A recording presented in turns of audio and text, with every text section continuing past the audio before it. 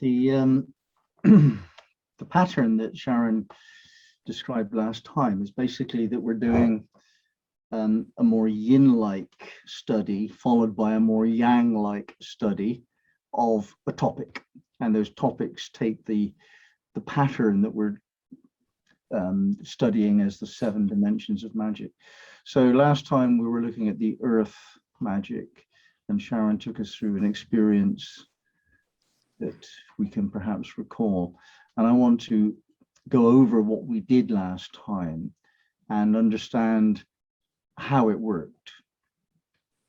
So we're going to look at the components of creating a magical space and see if we're sort of able to analyze what happened so that we can replicate it when we're trying to do this for ourselves. Let me just ask these 2 questions. Last session, do you remember it very well? Remember what we did last time? Okay, so we did the unicorn meditation and we studied the way of the leaf, and we kind of examined the relationship between sort of alchemy and earth magic. That was basically what I remember. Is that what you remember? Katrina?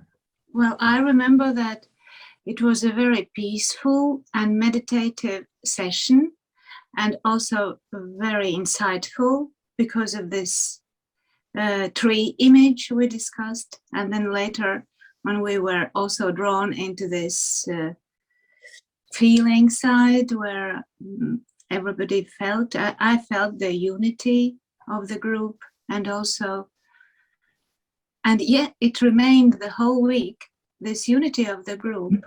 I felt it. Yeah. Wow, well, you've just anticipated the answer by answering all of the questions I was going to ask. I thought that it might be the case that somebody will attend today who wasn't here last time, so that's not a deal breaker, Alvaro. What I'm trying to do is to first of all establish this question. Those of us that were there, did we find it magical? And Katrina has said that she did. I certainly did. Loic's smiling, so presumably we all found it magical. And I just want to ask the question: what does that mean? Does that mean nice or peaceful? What does it mean when we say magical? What does it mean? Experience. It's experience. For me, it's experience of the feeling. It's feeling. It's being there. A feeling of being magical. Being magical is a feeling. Okay. Is it more than that? Or is that how we know something's magical, because it feels like yeah, feels magical?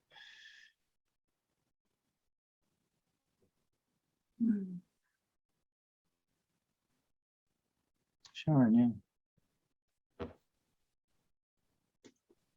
I've formed all the words, but I'm going to try anyway because the conversation will move on. But for me, it's something that's extraordinary. So it's not kind of, I kind of have a belief that we can live life in an extraordinary way, but somehow magic is even more than that. Okay, I'm sure we're going to agree with that. What I'm trying to distinguish is whether or not we can say that we can feel it or we don't feel it, that it's a feeling that we're discussing, or is there anything else that we have to include?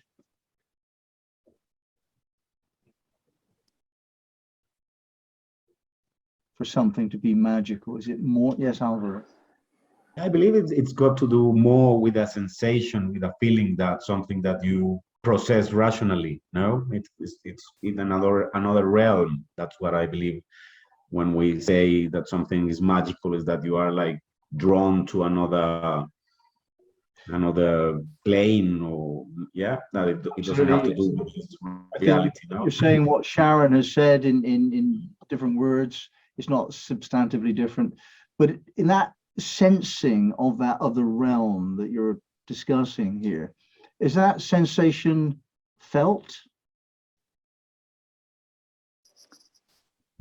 Yeah, I believe it's through the senses that you understand it or try Well, to. not all of the senses are felt. The sense of sight is not a feeling.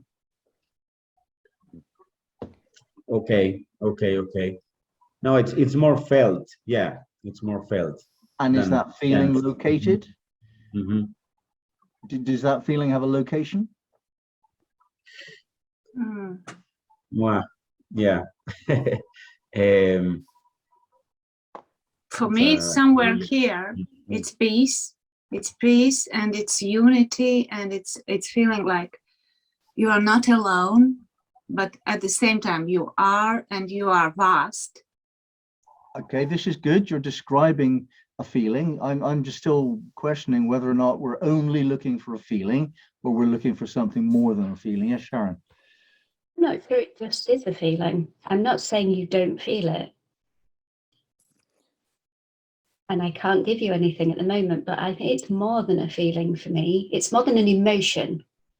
So maybe there's a differential between emotion and feeling. I think this is the area that we need to be very specific about. I don't know how we would register magic except through this sensation or this feeling or this something or other, but it isn't emotion. No. And it does point to an other realm. So we can't actually call it a feeling in the same way we feel love for family members sadness. or sadness or whatever. It's not that kind of feeling. It is a sensing, but we have no access to the sensing other than feeling. Now, if that were not true, then what I'm just about to describe would have to be true, that we can observe things are going on, protocols are going on, we do this, we do that, we build an altar, we say the words, we do that, we can observe that there is all the processes. Is that enough to say that there's magic? If we see the form with our eyes, it's not, is it? Seeing the form of magic is just seeing the form. It's not magic just because it has form. So there's something that we do with our magic that changes the structure, the form, the protocols, such that the benefits that are worth more than the input. The alchemical process is that we build all of the bits together, and then this magic occurs, this alchemy occurs. And we don't have any other way, I don't think, to grasp that other than to feel it. But it's not what we feel when we feel pain or emotion or even happiness. There's something that doesn't really have a name. I like sensing better than feeling personally, but I'm not saying that's true or false. I'm just saying, yeah, it kind of takes it away from the realm of emotion more. We can sense it. And the sensation for Katrina is associated in the heart, and it relates to certain qualities like peace and unity. And I don't think anybody's going to significantly disagree with that. But I would say that it might also register in different physical locations for different people. Two men here nodding. What does Alvaro, where do you sense it? Yeah, well, it depends, but mostly in the gut, no, in the belly button, no, it's Power then. the gut feeling, no, what they say, no, also in the heart, of course, but there are sometimes that you feel the tickling. Well, in all the chakras, probably is located. Okay. It depends, So three different centers there, and you're positing the idea that it might be in all of the chakras. What was Richard going to say? A number of things. I was going to say, for me, it's a whole body experience. And something we've not yet mentioned is intention and activity. For me, that's what we're sensing. Even if we're doing nothing, even if we're just sitting quietly meditating, there's an intention to sit quietly and meditate, and that's what we're doing. And did you pick up on that intention through a sense or through an intellectual process? Good question. I think I would need specific examples. Often intention is stated. Can there be an intention without form given to communication? Yes. I'm able to pick up on that Okay. quite easily. Okay. I don't know if everybody I'm can. not sure if that's true for everyone. No, I think counsellors learn that quite early on in their career. Yeah. Am I with a sincere person here or somebody who's wasting my time? Yes, Sharon. I think as well so the way that we're built structurally is different. So you may ask me to say them and I don't know I'll remember them all, but I know that there are seven different ways of almost perceiving magic. I was taught them as the languages of trust, and it's how you receive things. So the thing that triggered my memory there was Richard saying it's a whole body experience for him. And one of the languages of trust is your body. So for some people, how they feel in their body is how they know that that something is different. So sometimes they'll feel bad and they'll know they don't trust it. Sometimes they'll feel good and they'll know they've sensed something that they're kind of willing to engage with.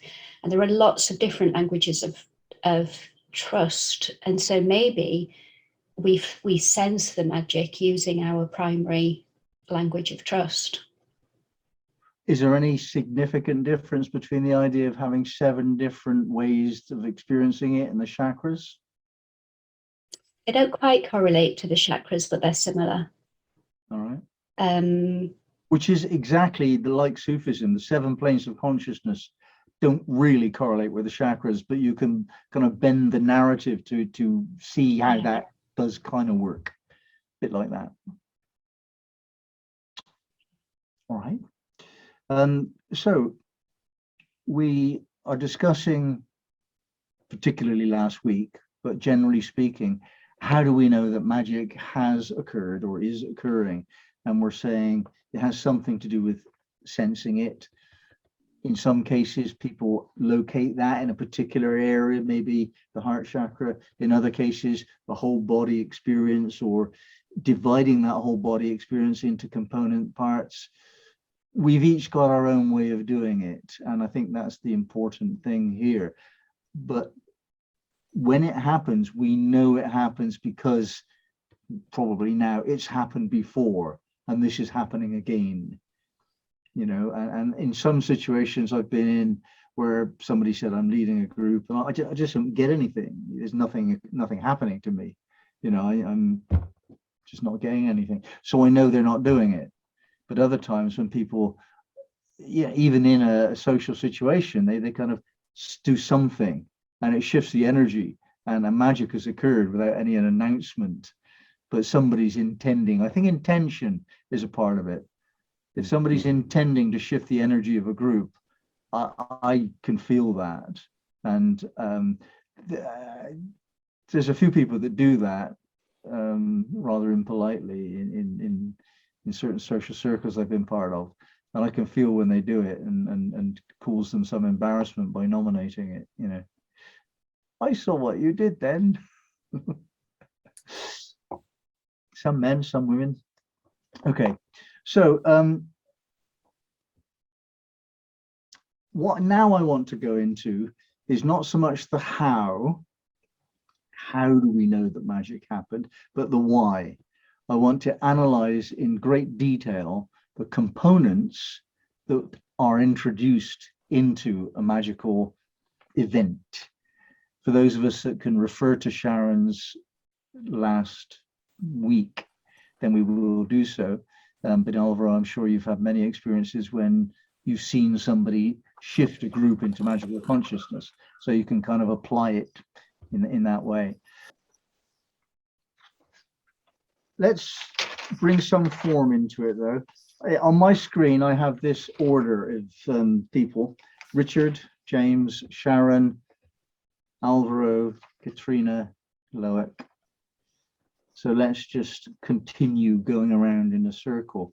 And I want to not brainstorm exactly, but I just want you to say something that you noticed happen last week, or in Alvaro's case. Perhaps you can you come up with an example in your own mind, Alvaro, of a time when you were in a magical group, a specific event? so that you're focusing on a historical moment rather than your sum total of experience. Can you remember a particular event? Yeah. Yeah, I remember one very clearly, that it wasn't a magical group well, it was, but supposedly it wasn't. It was a martial arts group, no? I was in Japan with he's like 87 now, and he's called Masaaki Hatsumi. He's like the last ninja, no? And he's a wonderful little chap, and he's got like purple hair and everything, and he's like, a wonderful person. Yeah. He dyes his Not that I'm going hair. to criticize him at all. No, he's amazing, and he's like if you want, he can be a killing machine or whatever, but he's like a tender little old man. And there is an exam when you pass from one level to another. When you are a black belt, then there is like one that you are very afraid of it. It's called the Saki test, and in the old, well, in all the centuries, in like the 16th or 15th century, they used to do this exam with a live blade, no, with a katana, with a sword. And the exam is that you have the examiner behind, which is like, well, this, a known master, or well, or like someone who's truly aware of what he's doing, and he's standing behind you. You are kneeling down in that position of the Japanese, the Seiza one, that you are on your ankles, sitting on your ankles, and you are facing the other way. He's standing right behind you, and you have to feel before it cuts, no? And you have to roll, you have to move, or you lose the exam, no? So I was there, and there was this little old man, and I hadn't crossed my eyes with him, never, when I was there. He did it. I felt like he did it intentionally, that he didn't want to cross eyes with me. And when I was going to do the exam, he actually stared at me, and he laughed, he smiled, no, and he did something like that, no. And I was like completely. There were like, well, I don't know, hundreds, but dozens of people there, and I didn't see anyone, and I just like felt the cut, and I rolled very naturally. And yeah, well, afterwards, I don't know, I stood up, and I just like felt like butterflies all over my stomach and everything, and he smiled again, and when I passed the bloody exam, but it was that feeling, no, like he changed something in the atmosphere, no. I didn't feel like I was going to be able to do it and everything, but he just like erased my head in some way, no. It's just like the inner dialogue, he stopped it in some way, no. And it was very magical, all the thing without sound, everything, yeah. And then it all came back, no. All right, good. So in the order I said, Richard, James, Sharon, Alvaro, Katrina, Loic, let's just come up with one thing, a suggestion of what has to be done, or what was done, to create the magical outcome that we had. Everybody clear about what I'm asking? Off we go. Longer than normal silent pauses after someone had spoken. Actually, I'm going to pass, because I'm going to tell you all later. So Sharon. Connection to self.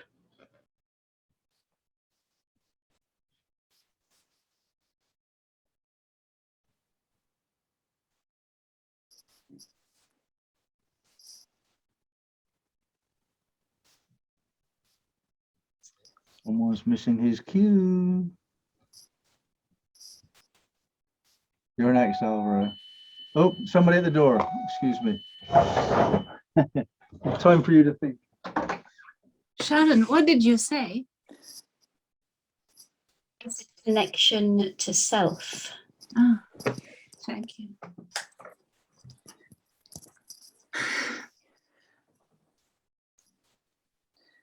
And the order was Sharon, Alvaro, Katrina, Loic. So I'm not quite sure whether, James, do you consider Alvaro to have contributed? We're going to go round and around and around. Just think of one thing. Silence, self-connection. Your contribution, Alvaro? Silence, self-connection, and I believe like if you can say like switch gears, like Switch yeah. gears, okay? Mhm. Inviting the unicorn. Okay. The tone of voice. Good.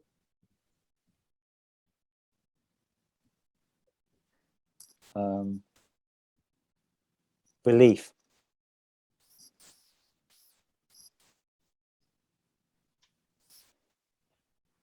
Call and response. Say that again, please. Call and response. Yeah.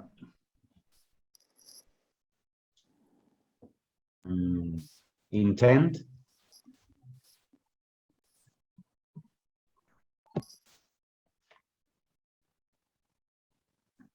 Breathing. Yeah. Instrument. You mean the drum, do you? Yes.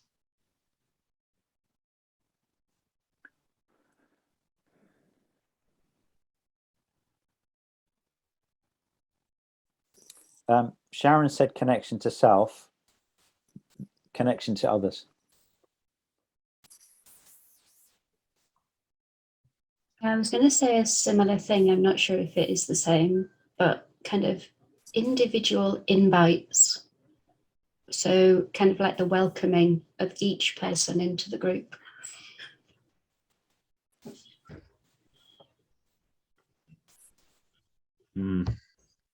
Something to do with sight, like peripheral vision, something like that. Another use of sight.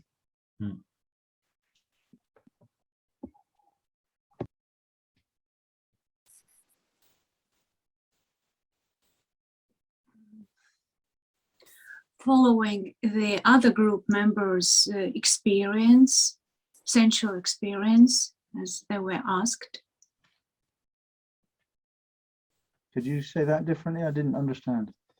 I said following the other members of the group sensual experience, because we were asked, what do you sense and how did you feel? And then sensing it. Yeah. Nakedness. Nakedness.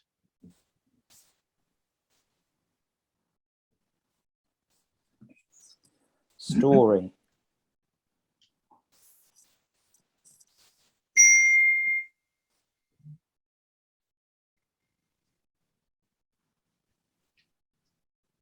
They use the word focus, but I'm not sure that is the continual focus, so like the complete lack of interruption.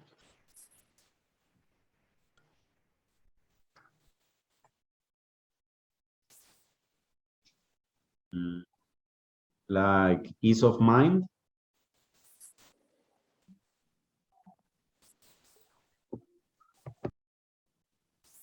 You said ease of mind. Ease, yeah, not peace. Ease. I wanted to say less mind, less mind, no mind. Yeah. Mindlessness, not mindfulness. Yeah.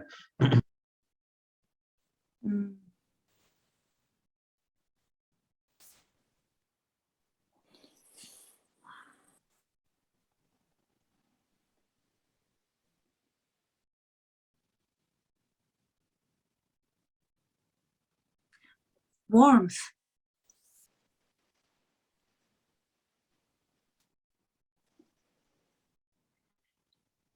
I would say celebration. celebration of one's expression. But I think we said it, but like a celebration of unique expression.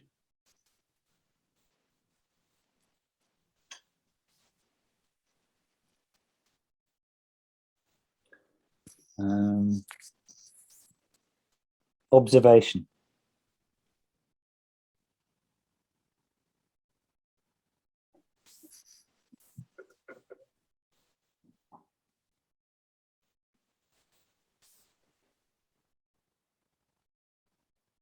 The invitation to welcome or to witness other deities, entities, vibrations.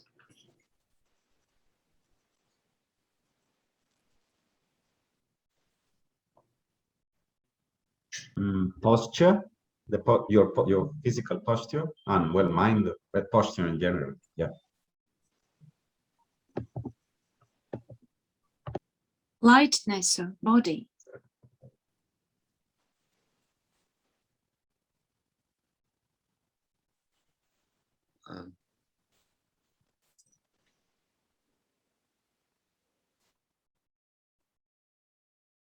Dense of words.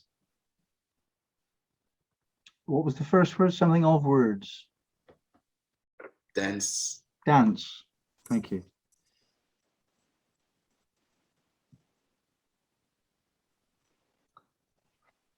Empathy.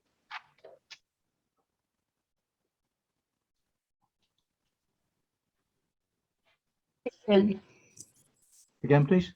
Repetition. Repetition.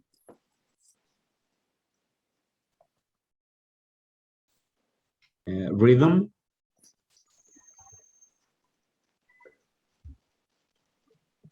Fire. What do you mean by fire? The visual, this like flames of fire, passion. I thought it.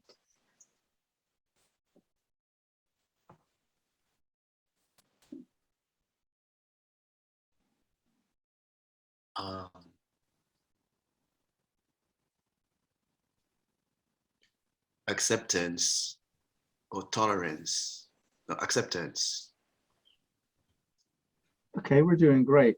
Does anybody want to throw any other ideas at me? This is enough for my purpose, for sure. Anything missing, Alvaro? Probably decision, to have a clear mind. Well, it has to do with the intent, but to be secure, no, certain of what you're doing, not doubtful. I'm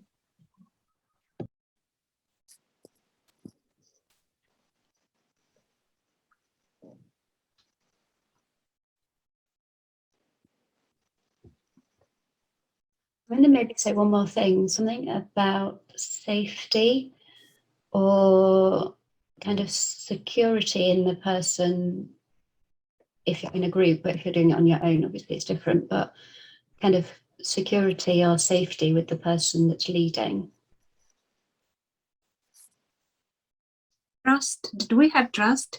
Yeah, trust, I suppose. Respect is another one.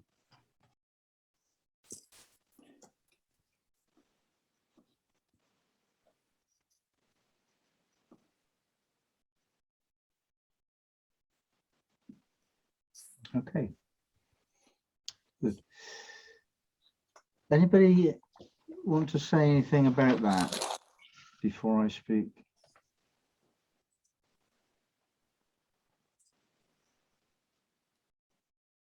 Observe what's just happened. It seems like a very long list, and recalling those things, I had no intention in the moment to do any of those, but it was all happening. Lovely. Did somebody have that intention, or was that an accident? Oh, I suspect someone did. So you're thinking that the leader knew all of this and knew how to create all of this? Yeah. and I didn't have to. Okay, do we And that- agree? Do we agree that this was all intentional? Yes. Well, I'm not sure it was intentional. I think it may be known as a consequence of creating that atmosphere. If it's known to be a consequence and you intend to do it, how can it not be intentional? You know, Okay. Okay. if you know how to do that and you know this is the result, then it's certainly intentional. Would you be happier if it was accidental, or would you have happier if it was intended? No, I'd be happy if it was intended. Because we need to trust the leader, don't we? Yeah. Okay, so let's just notice that the leader did have the intention to do this, did know how to create all of this. This is 30 things, and I interrupted the process before it became 60 or 100. Yep. Okay, so it is not realistic to think of a checklist of 100 things to think of when you're doing this. So you need to actually structure your thoughts so that you're dealing with that area, and then you're dealing with this area, and then you're dealing with the other area. And what we have done within this intended course is to discuss 7 areas which demand our focus of attention. And we're calling them earth, air, fire, water, creativity, sensitivity, and synchronicity. That's why it's necessary to have a model so that you can kind of put 101 things in a package that you can actually get your head around. None of us would be able to think of these 100 things and check our checklist. You know, we wouldn't be able to do it, but we know what we need to do, what we know what needs to happen, and have an idea of how to create that event. If we're leading a magical group, we're looking for that sensitivity that we discussed at the beginning. If the magician does not have not only the awareness of whether magic is occurring, but also the ability to follow the intention to make it come to pass, then it's not a magician. What we're saying is some of us have learned how to do this, and we intend to do this, and we've practiced doing it again and again and again, and we pretty much know that every time we intend to do it, it happens, pretty much.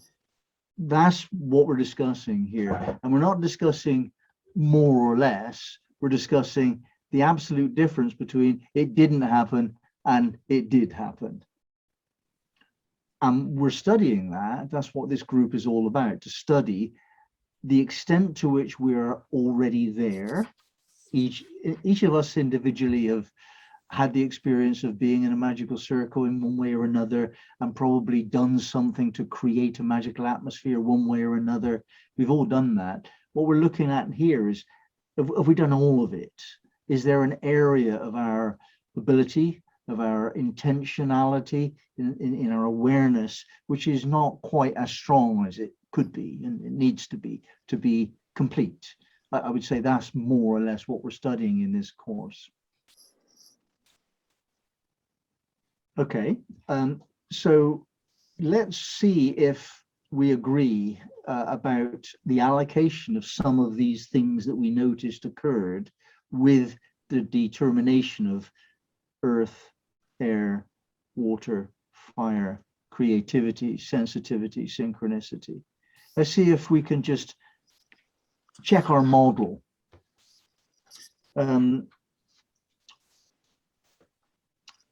So, earthy things, what do you think we did which relates to earthing this magic?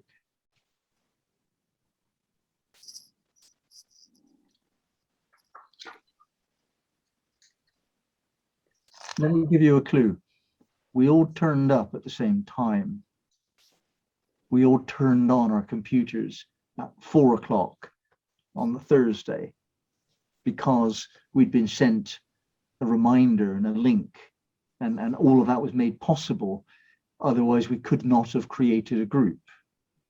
And previous to having done that, we had conversations with various people deciding to do that and organizing our calendars and our physical presence, so we were sitting in front of the computer at the same time.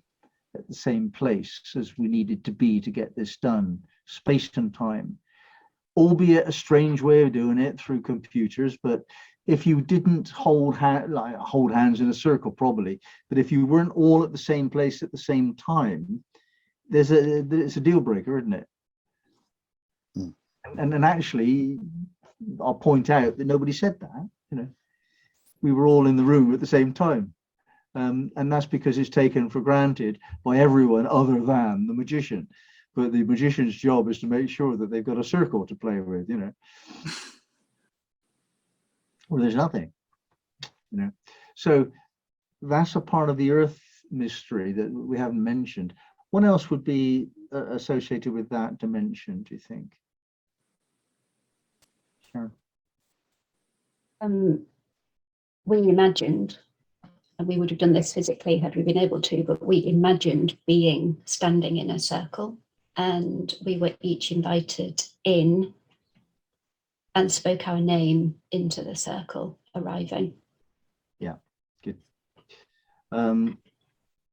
Words were a very important aspect of what we were doing last week, wasn't it? And indeed the sound, the drum. You know, we did have physical reasons to change our state, and we used rhythm. We introduced rhythm, and this visualization of a circle. It's true that it was a visualization, and therefore that part of it wasn't earthy, but what we visualized was holding hands in a circle, and we've done all of that before, so we had a physical sensation by memory, but it was a physical sensation. And Alvaro brought up the question of posture. We all actually, you know, I adjusted my position so that I was, you know, my back was straight, my backbone is straight when I meditate. You know, I could have been like that, couldn't I? You know, as I very often am for meetings, you know, like Alvaro is now, we're leaning forward so you can hear the voice and so on. But if we're doing magic, no, you know, we get into the posture, you know. So there was that physical aspect of what we were doing. Despite the difficult circumstances, we necessarily had the physical aspect. What about the air aspect?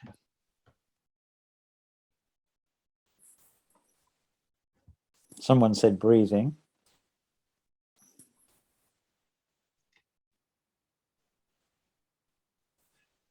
And that's air because?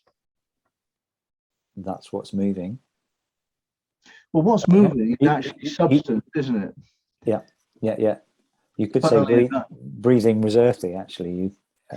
I would think that we would have to include that as a part of our earthy magic. However, there is an aspect of breathing which is really air. This is somewhat confusing because breath is air. Obviously, we're breathing in and out air. But when we're talking about the element of air, we're not talking about the physical substance of air. We're using the metaphor of air in the physical world to distinguish something actually which is non-physical, which is thought, for example, imagination. Yeah. So even though breathing is physical, it nevertheless changes our emotional state, doesn't it? So the reason we breathe is not to enjoy more oxygen, it's actually to settle the mind. So for the wrong reasons, you said the right thing. I would say that breathing is an air practice because it settles the mind, not because we breathe in oxygen. Yeah. So yes, air, breathing, because we didn't want to be emotional. What would happen if somebody was feeling depressed or angry? Could we have done it? It's not impossible, but if there's one person in the group who's not going along with the rest, it's almost impossible. I've led a group of some 25 people through guided visualization, and one woman was just against guided visualizations on principles, some principles she couldn't understand. And I I didn't do it. It didn't work. You know, one person was against me. So,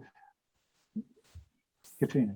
But did she told it to you that she was against before you started to do it? No, I this was very, very early on in my experience of all this thing, and I just they were expecting a talk on astrology, and I wanted to do a guided visualization before I led the talk, and this woman just refused, you know, and made it really clear that she didn't like what I was doing. Yeah.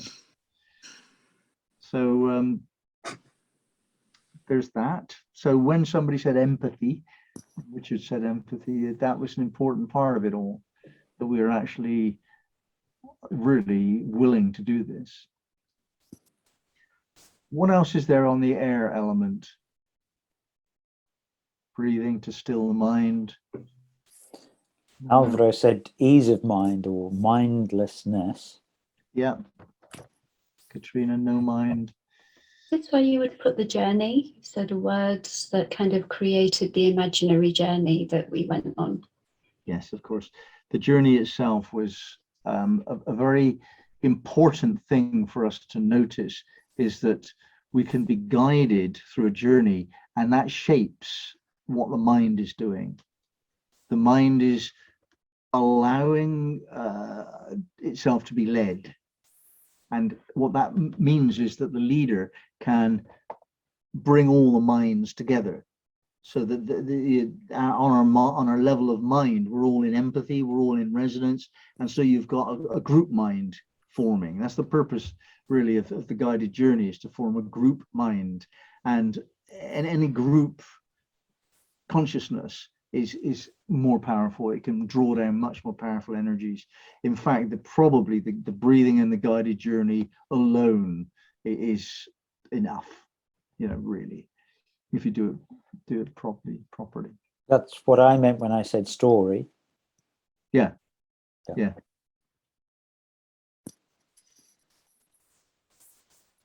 Alvaro? Yeah. But I understand why you said that words were earthy, no? But they can be airy as well. I mean, in the sense that language is a working of the mind, and in that sense, it's air, no? And it's the creation. Well, the magician, the first card of the tarot was, no? Thank you. The creation of words. When we're using words to identify self and introduce self or qualities into the circle, that tends to be an earthy experience, where we're making physical our involvement. But when we're using words as tools of mind play, very often this is backed up by silence. Somebody mentioned tone of voice, call and response, connection with others. But there was this idea where we were receiving words in a different way, in a rhythmic way, with intervals. That use of words like that was an airy device, of course. So good, yeah, good point. I said belief. Yes. Yeah. Belief is the kind of an earthy quality of air, isn't it? It's putting scope around what the mind is allowing. I believe in Sharon. I'm not willing to consider there's anything other than wholesome things going on here. That our belief was there, and we could have been imagining all manner of things, but we didn't. We followed the leader because we trusted her, and she took us in a certain direction. And the belief in the process itself, we came with that, didn't we? Somebody mentioned respect also. That's another aspect of scope, which we haven't really made a big deal of. But had there been someone in the group last week who was just off, we wouldn't have done it. I wouldn't have done it. You know, I've been invited sometimes to practice magic within a circle, and somebody's in the circle who's just off, you know, and I won't play. I'm not doing it. I've been offered readings sometimes. My students are saying, "Oh, I'm studying this. Would you like me to read your tarot or your whatever?" Sometimes I say, "No, thank you," you know, because they're just not there. They haven't got the centeredness to do that. And if somebody's in the group and they're having a bad day, they're caught up in their emotional nature, or they're just manipulative, power mongering kind of people, don't play with them. You know, it's not okay. When I was leading retreats, some of the people were just not mature, and they did things to each other on the subtle realms on the astral plane at night. It was really, because they slept in the same dormitory, and they'd have these kind of power games going on at night time. Okay. Water. In what way was the water element present?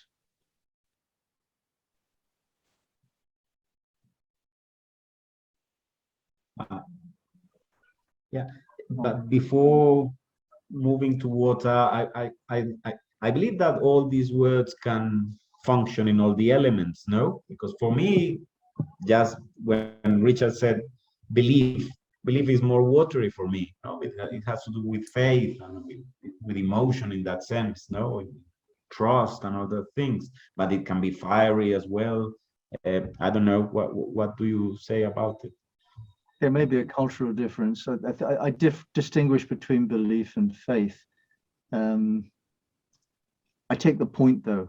If somebody's belief is based on a feeling, and it may well be that in your culture that's likelier because you've got this Catholic background, you've got the shamanistic background, you've got these people that really actually are more properly described as superstitious than anything else, you know, all around, you know, that's much more powerful in South America than it is in Europe. So it may be this more of a watery thing for you. Yeah, and we're not really saying we're not trying to analyze the things, the components.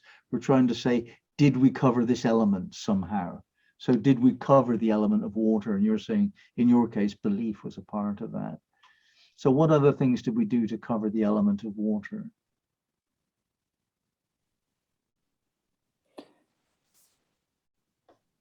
Stillness. Yeah.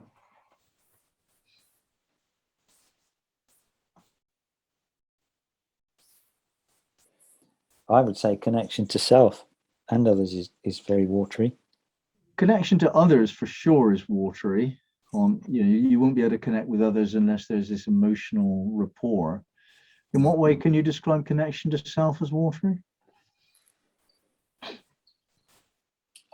It's kind of it's connecting. So what I meant then was connecting with your own emotions rather than your own physicality.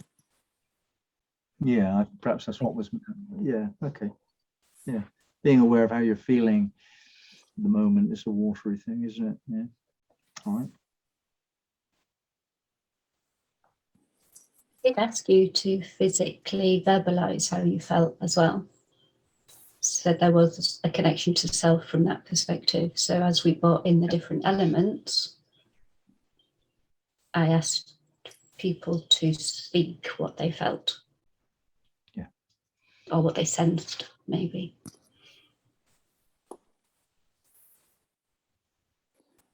I think you said Sharon following others' sensual experiences. Or was that you, Katrina? It was Katrina, Yeah, yeah. I said, mhm. That was trying to feel what somebody else was feeling. That's what I understood from what you said. Yeah, and that's definitely it. To move into the level of empathy, real empathy, you have to feel what somebody else is feeling, and that's what compassion means. With feeling, compassion for another person is when you feel with them. And there was that sense of compassion. We take it as granted almost that we're kind towards each other and we care about each other because that's the nature of the group. But we wouldn't have to believe that necessarily if it was a different group. We're familiar with each other, we're fond of each other to some extent, and that's a watery element. Would you call invitations watery to others, to the unicorn? I think there's no, I mean, there is a watery side to that, but that's not where I would come from with that one. That would be not wrong, but not quite as powerful as. So the watery element to that would precede the invitation? Do you think, or not? Well, some of the resonance that applies, let's take the unicorn. I have an emotional connection with the unicorn. Mm-hmm. If I did not, it still would work. There are some spirit entities that I invoke that I have no emotional feelings for at all. Like my prime spiritual guide is Michael, Saint Michael, the head of the archangels. Got absolutely no feelings for that at all. It is dry and, you know, it's not emotional at all. But the unicorn, I feel, oh yeah, you know, I really like the unicorn. So that's watery. It's a personal thing, you know. If you're personally involved in your spirit guides, as I am with the unicorn, and in fact most of mine, but not all of them. So that's how I would distinguish between the watery quality, which, in other words, I'm agreeing with you, but I'm saying actually, even if you didn't have the watery quality, you can invoke things and it still works. And that's the most powerful part of the invocation. Which element would you say that was? This might be a challenge. Or which of the 7?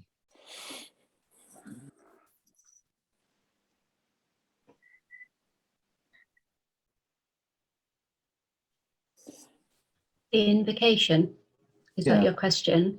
It is. I feel like it's fiery.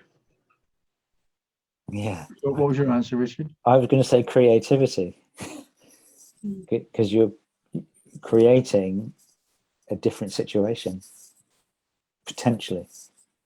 I was going to say fiery, but in the quality of light. See, fire, the element of fire is not only burning fire that's hot, it's also light.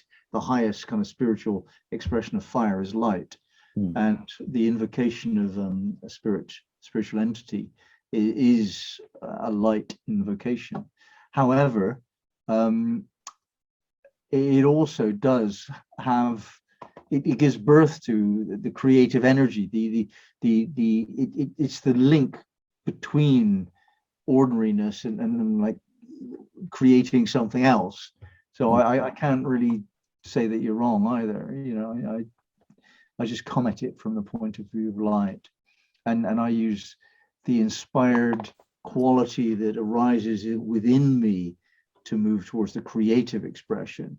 So in other words, I'm triggered into creativity by the invocation. Yeah. Yes, Loic. There is for me an allowing to change the state. So I associate water with changing forms, and there is an allowing. I allowed Sharon to change the state of my mind, and I think this is for me, the changing of the forms or the changing of the state relates to water to me. Good. Yeah. It was called acceptance. I think you mentioned that word, acceptance. It's very definitely just being molded into a different shape for the moment, that allowing. Yeah, that's watery, definitely. And that comes from empathy and trust and rapport, doesn't it? It's a very human aspect to all of this. Okay, so moving on to light, then we've said that the invocation of spiritual entities is light. Anything else relates to the element of fire, which we're saying is light? It doesn't have to be light, it could be fire. Fire is a very important component of magic in the form of a candle, in the form of sacred fires, you know, all of the festivals, Beltane, Samhain, Imbolc, and Lammas are fire festivals. Alvaro, you mentioned switching gears. Can you say more about that? Well, in a sense, it has to do with this fiery realm, which is with action, no, going from one level to another. And well, it's what we've seen happening here with James, that we are all, I don't know, wherever we are, and then we all get in that flow. It's got to do with the actions that he's doing, that we see or we don't see. So this changing of gears is like all this. It has to do with rhythm as well, I believe. But yeah, like changing planes of understanding. No, we are all very well airy there, or at least me. And then how you root everything, and then the action begins. No, and that's fire. Let's look at that point in more depth. Are we all able to do that at will or not?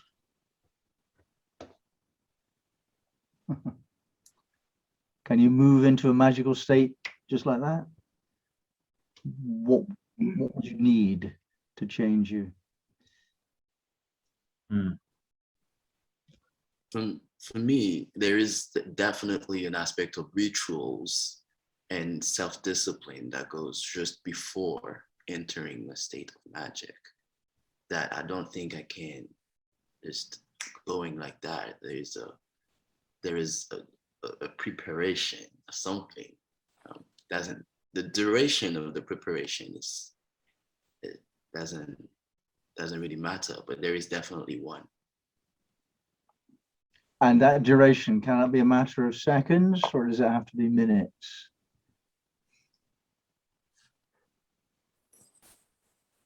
It's definitely minutes. Does anybody agree, disagree? I think it could be done in a moment with a change of mind. Can you do that yourself? Yes.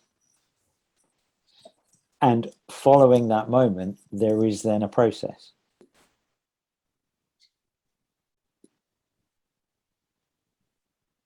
That sounds like a decision to get magical rather than getting magical. Is that different or not? No, that's more accurate in terms of what I was thinking. Can you, I mean, when you're in a magical state, you can achieve things that you can't otherwise achieve. Can you do that instantaneously, or do you need time? There's no right answer. I'm just inquiring. You need time, but not, I would say, not minutes. Okay, you can do it in a few seconds. What about Alvaro? No, I would love to do it like that voluntarily, but very few occasions I've managed to do it, and it's got to do certainly with my state of being, with my emotions or my mind. If I'm stuck in my mind or I'm too emotional, I cannot do it. So you have done it. I've done it, but yeah, rarely, and I would love to do it willingly or voluntarily, but no. I haven't. Does it depend upon an external stimulus, or can you do it at will?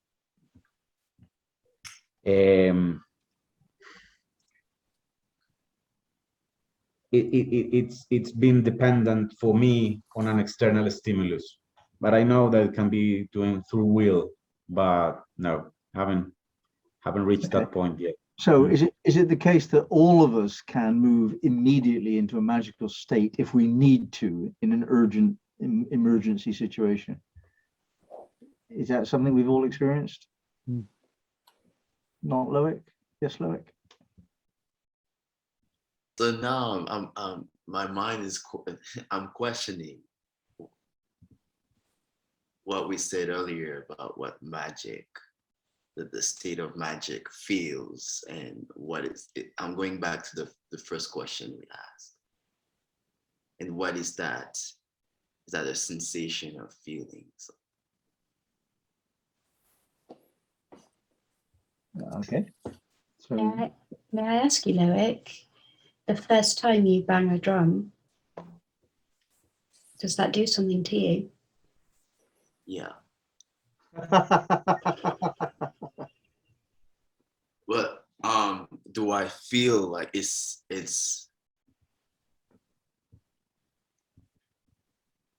okay? So for me, answering the question, what is magical for me? Magic is, in the instance, is the holding in. It's in the silence. It's in really it is really in the breathing. But there is for me, I'm going into that zone. I cannot go with it instantly. There is something that led me to go into witnessing silence, witnessing what is happening. And it just, that for me is so the drumming is doing something to me, and it like allow me to go into the magic state. It is still very much the process of it. the difference, though, is that the process is instantaneous. It takes a second to bang the drum once, Right. and you got into that state immediately. That's Wow. what Sharon's point was. You didn't need time. You just needed a tool. Katrina. I remember when I was just 4 years, maybe, or 4 or 5 years old, I used to do such a ritual when I was taken back from the kindergarten. I remember holding my dad's hand, and there in the road, there were, when this, how do you call asphalt? How do you call this? Yeah, asphalt. There were some impurities there, and I imagined as soon as I step one step, I jump over it, I'll be in this magic world. And I remember doing all the time. And this is instantaneously. I was instantaneously in this magic world. Yeah. Yeah, and I think it always happens instantaneously when you intend. Yeah. Are you, Sharon? Can you jump into state immediately at will?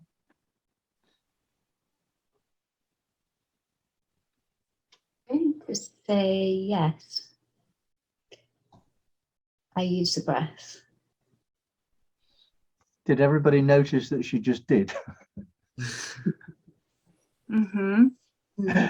I asked the question and she just went like, Mm-hmm. But I would say, I want to qualify it because it's only because I've worked with the breath as often as I have. yeah. So there is some, and it's probably the same for you, Loic, when you bang your drum for the first time, something happens, because over a period of time, whenever you've banged your drum, things have happened. But yes, I can change my state instantly with one breath. Yeah. And I was training in NLP once in order to be able to lead a group, and I developed this elaborate, what's called an anchor system.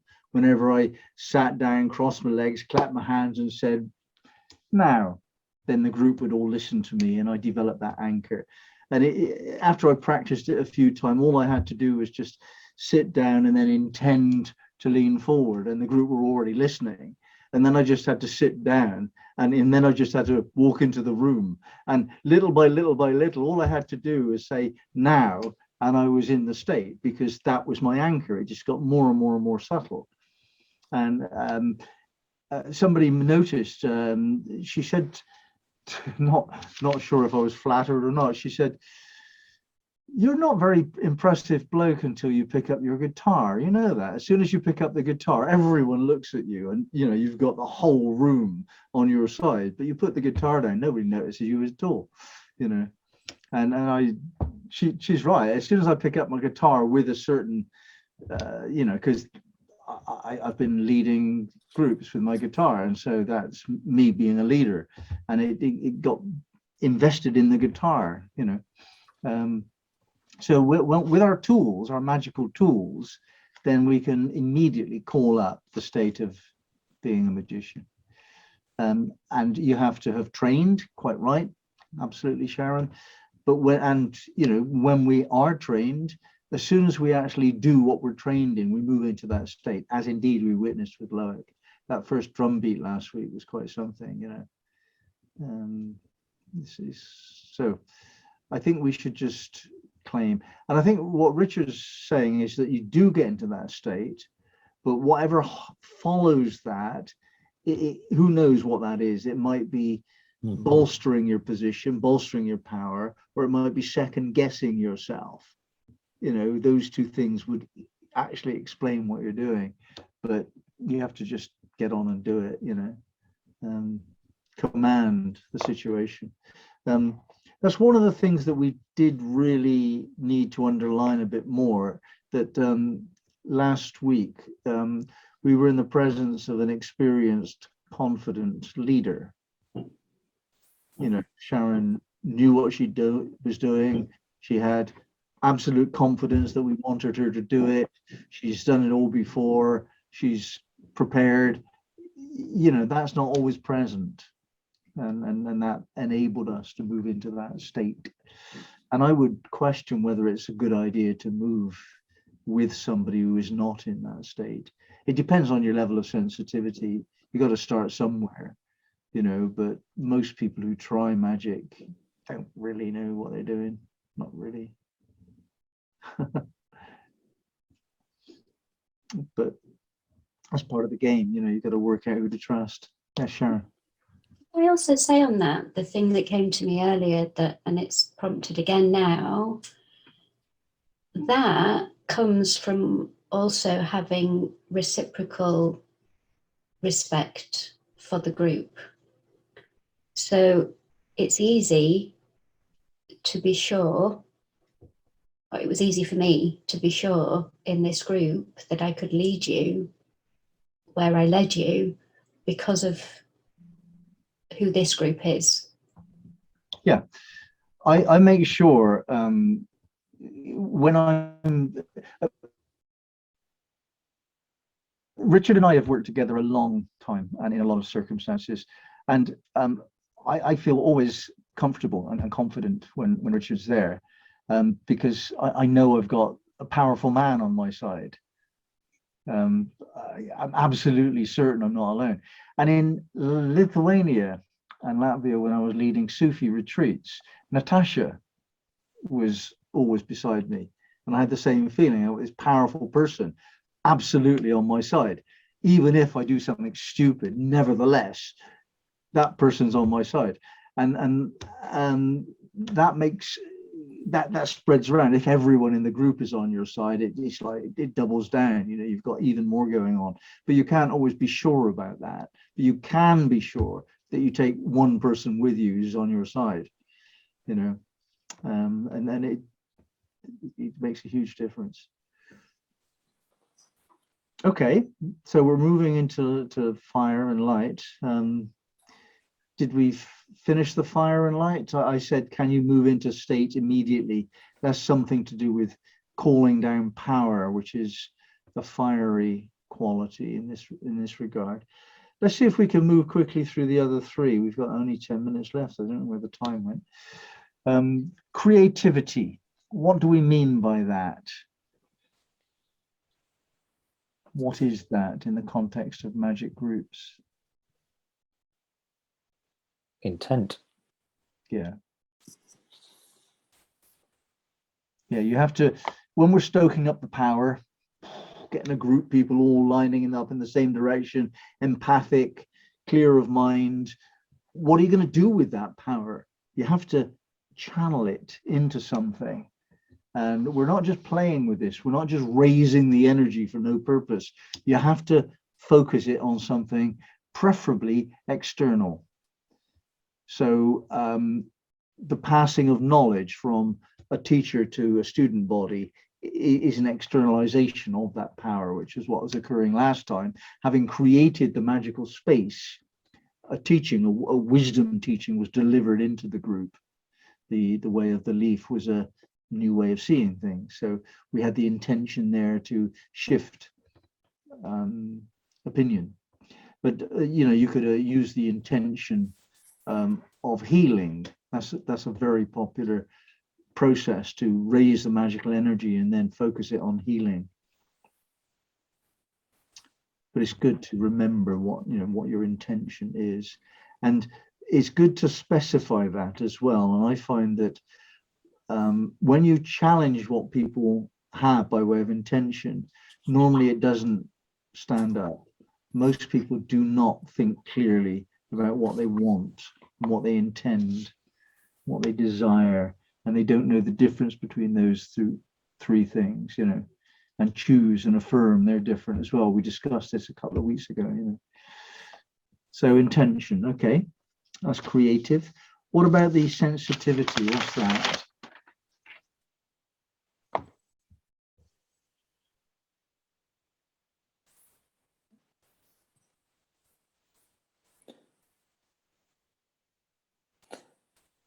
Someone said nakedness. It might have been you, Loic. Yeah. Is that what you had in mind when you said that? Yes, exactly. Yeah, nakedness of the soul. Yep. Attunement to inner and outer both. Yep, attunement, tuning into the atmospheric shift. As we move through the magical process, the atmosphere, which is very difficult to describe, but we can feel with this sensitivity of the soul, this nakedness of being, this allows us to notice that the atmosphere is changing, and like, oh yeah, here's the magical atmosphere. And the more we notice that, the more we build that. It's by tuning in and being receptive to it that we empower it. And if you get an extraordinary empathic group of people who are meditators, they know how to meditate, they do this every week, then sometimes that sensitivity can actually, in some cases, be too much. It's too painful. You're sensitive to very high energies. I've been occasionally in meditations that I've desperately wanted to stop and leave because it was painful, and been unable, caught up in the process. It's a very uncomfortable feeling. So you have to be careful. Your sensitivities are laid bare, so be careful where you go. You may not have control. And we finally come to synchronicity. How do we know whether the process has worked? We can feel the magic. We're sensitive to atmosphere. We've got a clear intention. How do we know if it's worked? Synchronicity. Have you noticed any in the last week? Alvaro says yes. Katrina started by saying yes. Have you had a good week? Yeah. It worked, didn't it? Yeah. It kind of clears things up so that you don't attract grit and imperfections and things in your way and obstacles. You just clear your system and you just glide through life. That's how you know it worked. And I was thinking today, yeah, I've had a good week. Lots of nice things have happened this week. Not that I noticed until I started to think about it.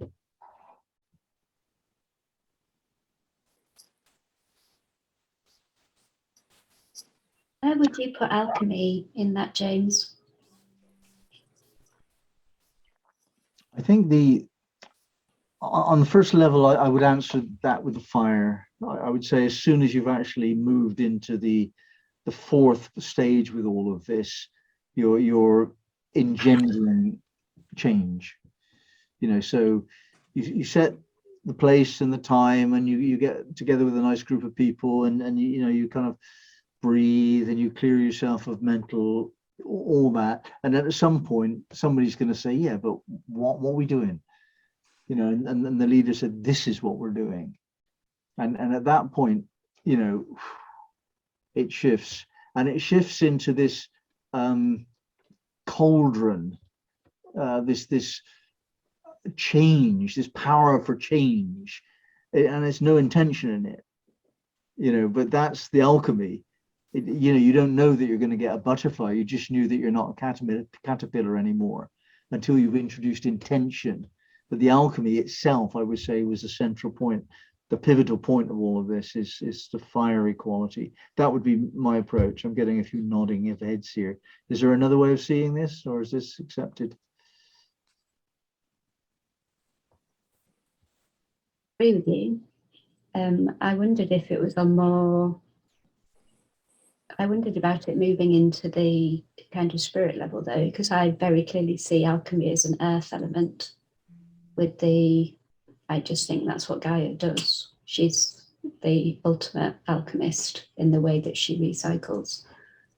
But I was thinking more specifically in the kind of thesis, antithesis, and synthesis, the creativity, sensitivity, and synchronicity. I was wondering if alchemy was kind of born out in the synchronicity. Yeah, the tricky thing we have here is that the alchemy we're actually studying has these 7 different aspects of it. So we're studying the 7 Okay. of alchemy. But if you said the alchemy of alchemy, yeah, it's okay. You know, then I think it might make some sense. So this is what Richard and I have done often. We look at the 7 words of something and we say something different from one another, but you look into it and actually we've understood the 7-word system well enough, but we haven't defined the question well enough. Yes, okay, I get that. Yeah, definitely. Yeah.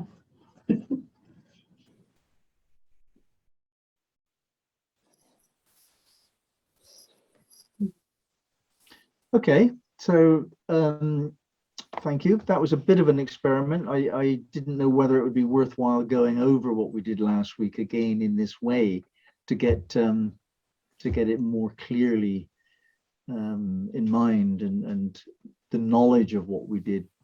So what's your sense? Is it worth doing this kind of exercise to bring knowledge to bear upon our experience? Yeah. Good.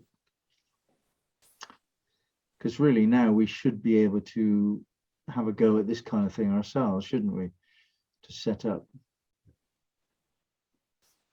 a magical situation. Homework for this week.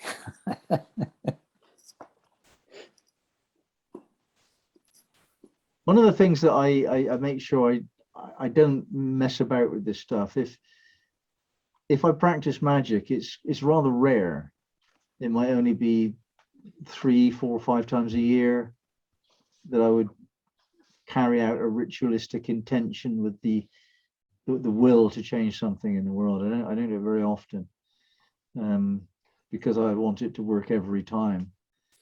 And if you do it all of the time, I can't see it. People that do oracle every day or every week or something, I don't do that. I would only consult the oracle when I couldn't work it out by thinking. You know, when you can't think things through, then yeah, by all means consult the oracle.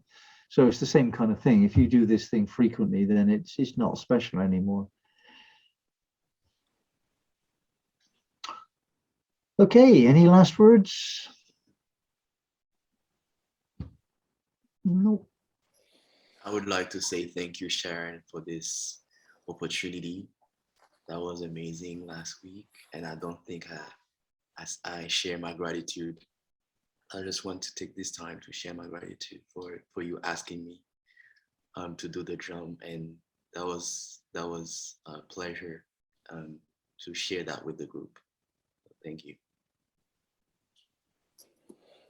Yeah, I felt the same, Loic, that I needed, it was like everything kind of finished really quickly. And I felt like, oh gosh, I didn't really say thank you, Loic, but you were amazing to just pick the drum up and go ahead and do that from, yeah, wherever you are. It's quite like, I don't know, Zoom, we think it's kind of less than, but last week I think we showed that it wasn't. You know, we can do amazing things. Yeah. Thank you all. See you next time. Thank you.